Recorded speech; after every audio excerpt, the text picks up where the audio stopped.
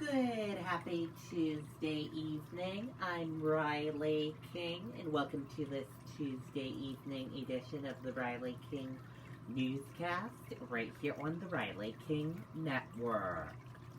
We have a lot of news to get to this Tuesday evening, so let's begin. First up, COVID-19 in New Hampshire information. Let's take a look at that right now.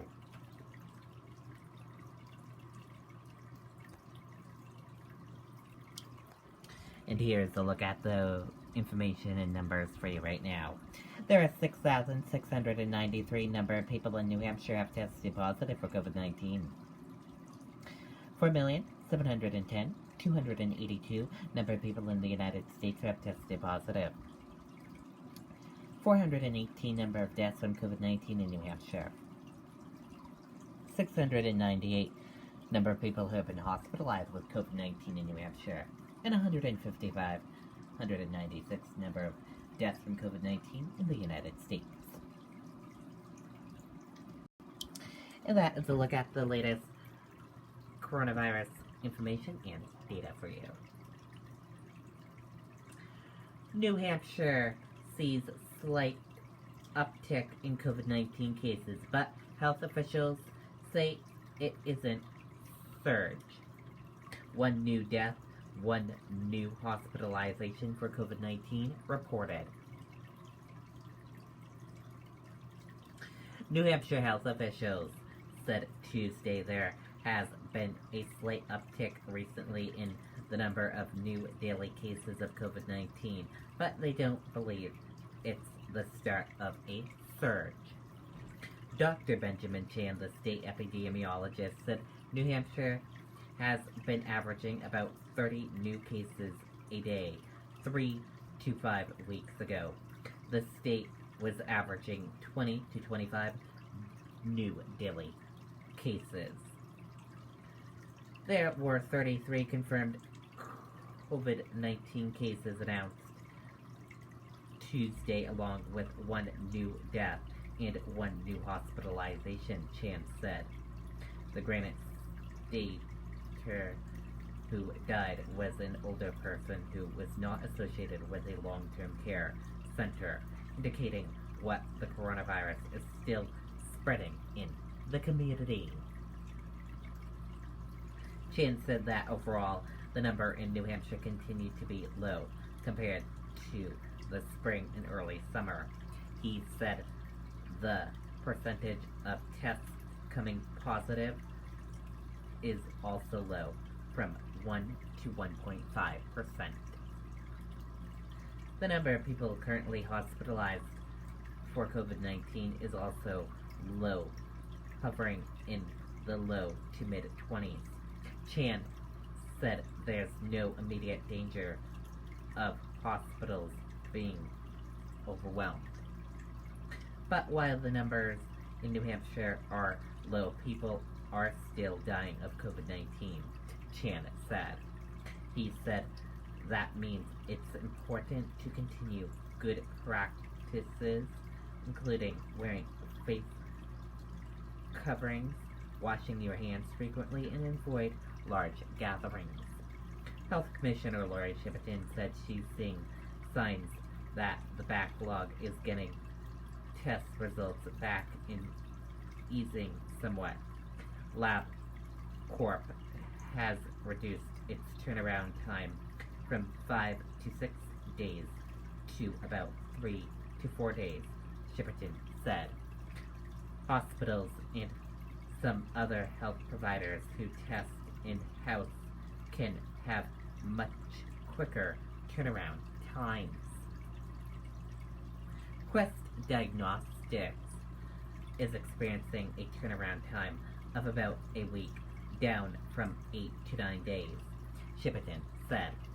She said Quest has begun pool testing in which several samples are tested at once, dramatically reducing testing times. If all samples in pool are negative, that can be cleared. But if there's a positive result, only then will the samples be tested individually. The state's fixed testing sites were shut down Tuesday through Wednesday because of the impact of Tropical Storm Isaiah. But she said anyone needing a test can contact their local health department, their doctor, or a local health center. New Hampshire prepares for wind, rain from Tropical Storm Isaiah. Storm could bring tornadoes and flash flooding. Let's take a listen to that video from WMUR News 9, Ray Brewer.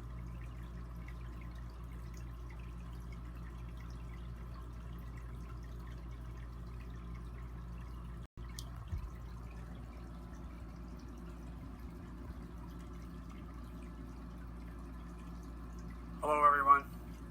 I have something to ask you. Will you add your name to join my campaign? The storms hit New Hampshire. The Director of Homeland Security says their big concerns continue to be high winds and flash flooding.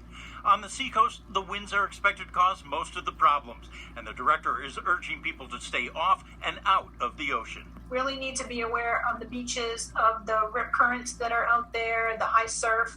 I know lots of people like to take their surfboards out there, but just need to be really extremely careful and aware of their surroundings while they're out there. With the storm now tracking further west, concerns have eased a little bit among state officials, but they are also keeping an eye on campers, especially because the biggest impact could come at night. The streams could come up very quickly, and that they need to just be prepared to leave immediately if that happens to them. The high winds are also expected to bring with them the potential for power outages, but Eversource says they're ready. Those strong winds do have the potential to bring trees and tree limbs down onto our power lines. We have more than 550 line tree and service workers ready to respond to repair any damage and power outages. Although because of the pandemic, those repairs might take a little longer than normal. Our line crews are traveling to job sites in separate vehicles. We're practicing social distancing and wearing face coverings when within 6 feet of one another. The state is set to open the Emergency Operations Center at 4 o'clock this afternoon. The good news about this storm is it's expected to move through the state fairly quickly, so conditions should be ideal tomorrow for whatever repairs that need to be made. Reporting live in Manchester, Ray Brewer, WMUR News 9. Okay, and there you go on that video and that report.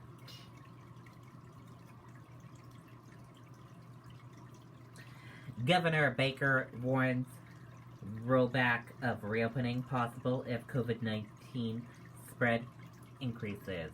Let's take a listen to that video from WCVB Boston.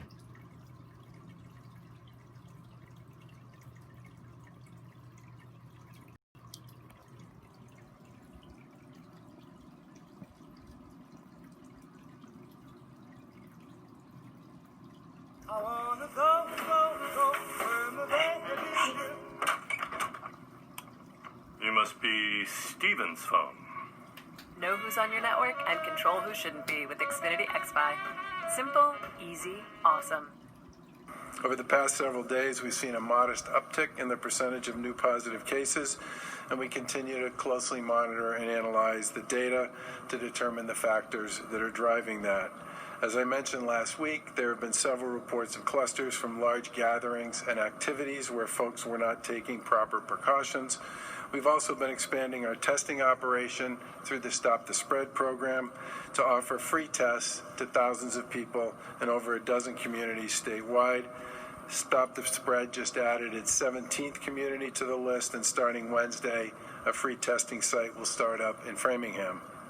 The full list of communities where free testing is available is on our state website at mass.gov/stopthespread.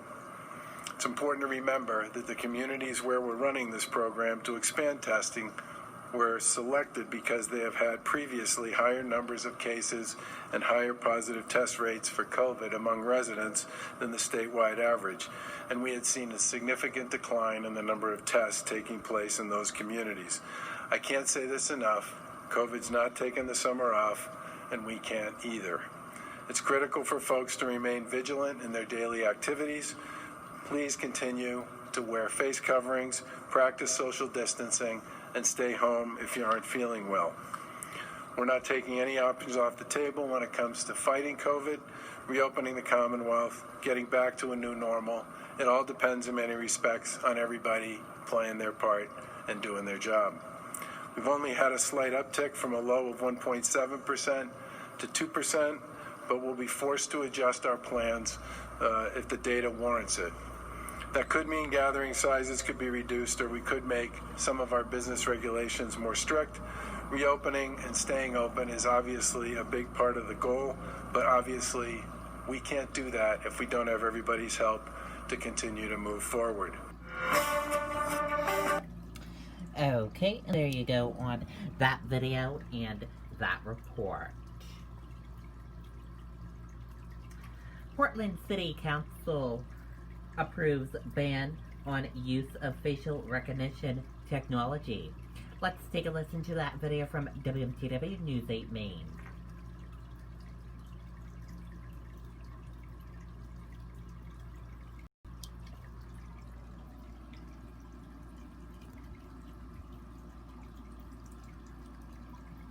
Hello, everyone. I have something to ask you. Will you add your name to join my campaign? We still have a long way to go. Portland City Council now joining a few other cities and towns here in this country after unanimously passing a ban on the use of face surveillance technology. The council made that vote late last night, making Maine now the third state to have any kind of city or town with a ban of this type. The council approved an amended version of the original proposal, removing the piece allowing people to sue the city if this law is violated. We have many different groups of people who live here in Portland. This makes them feel that it's a welcoming place where everyone is safe to demonstrate on the street, and that our government will not take their information without them knowing. So this ordinance will go into effect in 30 days, but in the meantime, Portland residents still have the chance to vote on the face surveillance ballot initiative come November, restoring the enforcement provisions. Okay, and there you go on that video and that report. And now let's take a look at that U.S. stock market and see how your U.S. stock market closed for this evening.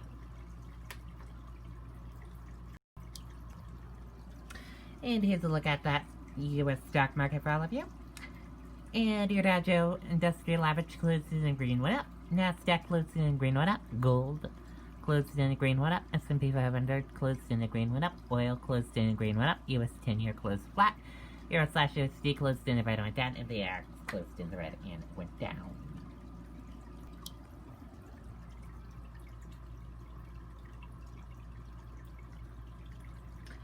Dow closes higher for a third day, up 160 points as coronavirus relief talks continue.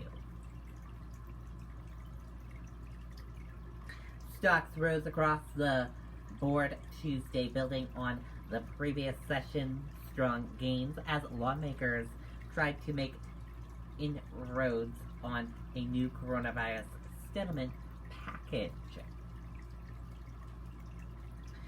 Massive explosion in Ark cause unknown. Let's take a listen to that video from ABC News.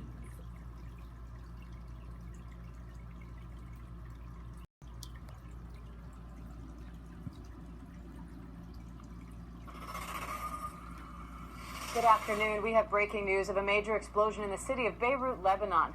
Here's a live look at the smoke over that city right now. The explosion happened in the city's port area, but the blast appears to have done damage throughout the city. The Lebanese health minister says that there are many injuries and describes the damage as extensive. ABC's Ian Pannell joins us by phone now. Ian, what do we know? Yeah, I mean, there are very few facts. There are far more questions right at the moment. What is clear is that there was one, possibly two, very, very large explosions. This is in an area down by the port area. Some of those buildings are used for storage. What we saw, first of all, from some of the videos appearing on social media is a series of small explosions, or the sounds perhaps of fireworks going off. And then one of the cameras captures from the distance, all this video still needs to be verified, what can only be described as a massive explosion, certainly one of the largest I've ever seen. It throws a mushroom cloud up into the sky.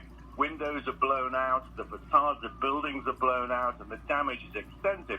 I've even seen someone in Cyprus, which is an island out in the Mediterranean, saying they heard and felt the shockwave from that explosion. I've seen video of it from multiple angles.